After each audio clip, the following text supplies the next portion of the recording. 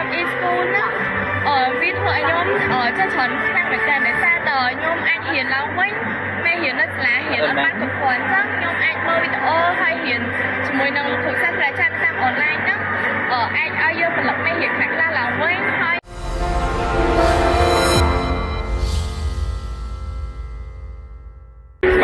ជំរាបសួរអូនអូខេអរគុណជាមួយនឹងថ្ងៃនេះផងដែរអូនបានចូលរួមពីតូនជាមួយនឹងកម្មវិធីការប្រកួតជ័យលាភេទដល់គឺតូនជាមួយនឹងសិស្សនិទេសអេដែលបានរៀនជាមួយនឹងខេត្ត e-school Cambodia ផងដែរអញ្ចឹងតូនជាមួយថ្ងៃនេះផងដែរបងចង់ឲ្យអូនធ្វើការណែនាំខ្លួនអូនជាមួយគេដែរមកពីខាងសាលាណាគឺនៅខាងខេត្តណាអូន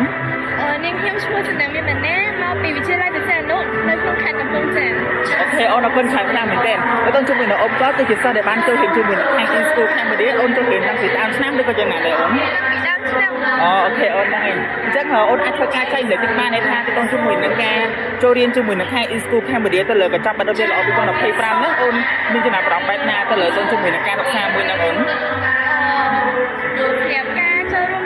ការសិក្សាបន្តជាមួយនឹងកញ្ចប់ e-school ណាវាធ្វើឲ្យខ្ញុំចេះច្រើនខ្លាំងមែនតើដោយសារតខ្ញុំអាចរៀនឡើងវិញមេរៀននៅសាលារៀនអត់បានគ្រប់គ្រាន់ចឹងខ្ញុំអាចមើលវីដេអូហើយរៀនជាមួយនឹងគ្រូសាស្ត្រអាចារ្យតាមអនឡាញហ្នឹងអាចឲ្យយើងផលិតមេរៀនខ្លះៗឡើងវិញហើយនឹងមួយទៀតតកតងទៅនឹង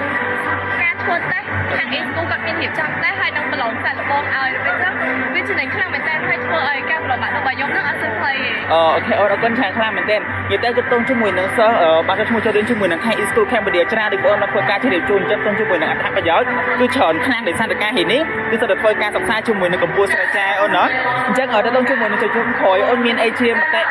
ផ្ដាំផ្ញើទៅកាន់សិស្សអូនអត់អូនខ្ញុំចង់ផ្ដាំផ្ញើទៅសិស្សអូនជំនាន់ក្រោយថាបើសិនជាគាត់មានបំណងចង់បាននិយាយល្អអញ្ចឹងគួរតែចាប់ផ្ដើមរៀនមួយ e-school តាំងពីដើមឆ្នាំទៅដើម្បីឲ្យសម្រេចបានដូចបំណង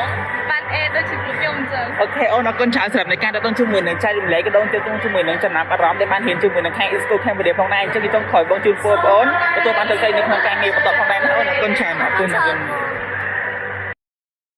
e-school Cambodia ផ្ដល់នូវចំណេះជំនាញចំណូល